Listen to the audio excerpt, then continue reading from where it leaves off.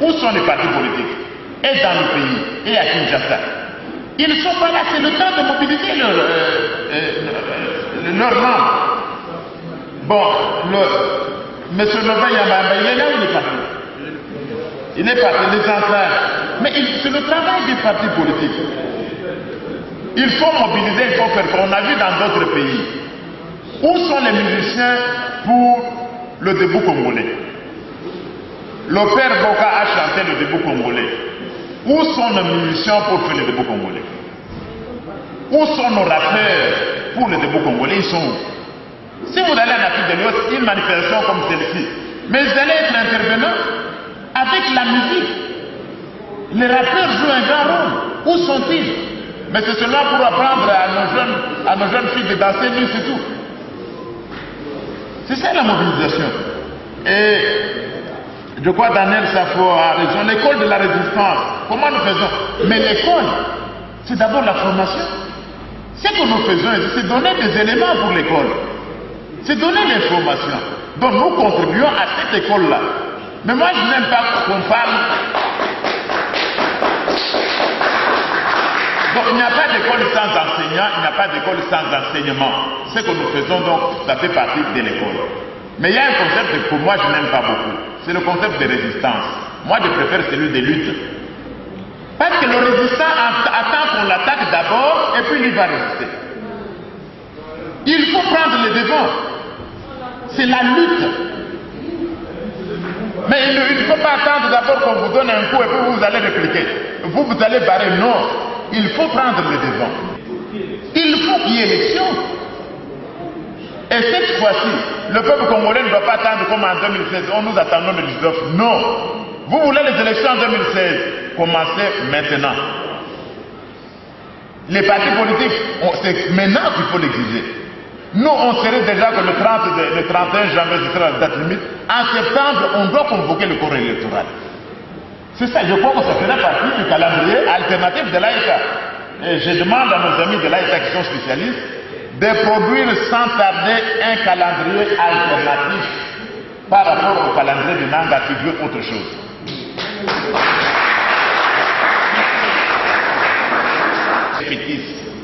Un peuple debout, c'est un peuple qui lutte.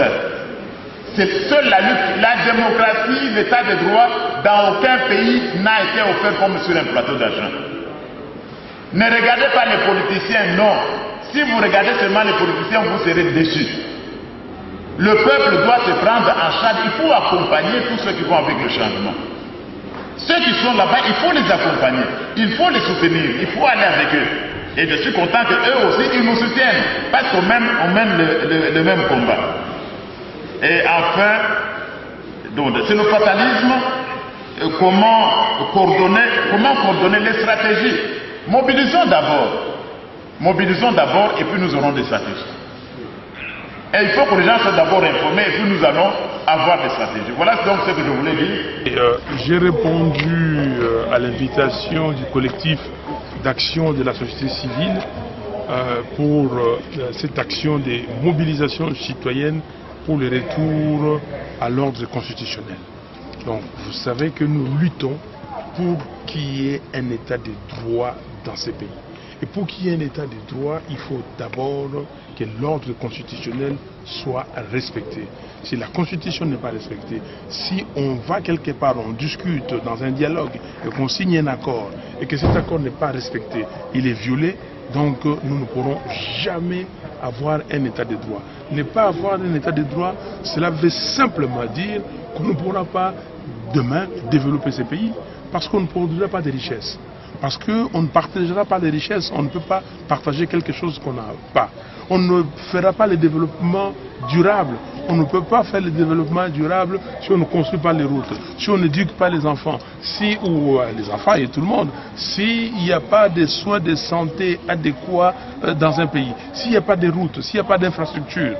Donc nous tournons en rond et aujourd'hui, si vous regardez, si vous prenez la référence 1960, nous sommes nulle part. En 1960, le président Kasavubu, notre premier président, avait dit que nous prenons un pays qui a une structure économique solide Et notre héros national, le Premier ministre Lumumba, avait dit que nous avons lutté. Et que cette lutte noble, maintenant, vous allez voir ce que peut faire l'homme noir quand il est libre. Et donc, nous allons faire du Congo le centre de rayonnement de l'Afrique. Où sommes-nous aujourd'hui? Nous sommes simplement la risée du monde entier. C'est pour cela que je félicite le professeur Mbata et toute son équipe pour ce genre d'initiative. Aujourd'hui, il n'est plus question, cette conférence, je crois que ça va être parmi les dernières conférences, parce qu'on nous dit mobilisons-nous sur le terrain. On doit être sur le terrain. Si à Kinshasa, un jour, il y a 300 000 personnes, parce qu'on peut le faire. Si à Lubumbashi, un jour, il y a 100 000 personnes. Si à Matadi, un jour, il y a 50 000 personnes. Si à Goma, un jour, il y a 50 000 personnes. À Bukavu, 50 000 personnes. Bandundu-Ville, 50 000 personnes. Dans toutes les grandes villes du Congo, on a décrété un jour, tout le monde dehors. Mais M. Kabila va fuir. Il va fuir. Et ce que nous disons, aujourd'hui, il n'est plus question de tergiverser. Nous avons fait partir M. Malou Malou, de triste mémoire. On l'a fait partir. Nous avons dit, Malou Malou dégage. Sauf que la RDC a dit, Malou Malou dégage, il a dégagé. Et nous disons à M. Nanga, s'il continue à être complice de M. Kabila, dans ce qu'il est en train de confectionner, un fichier électoral truqué, il va nous avoir devant lui. On va lui barrer la route et il va partir lui aussi. Parce que nous n'accepterons jamais un fichier électoral truqué. Donc nous disons à M. Kabila, le 31 décembre, il doit partir. Et c'est comme ça que nous commençons la mobilisation.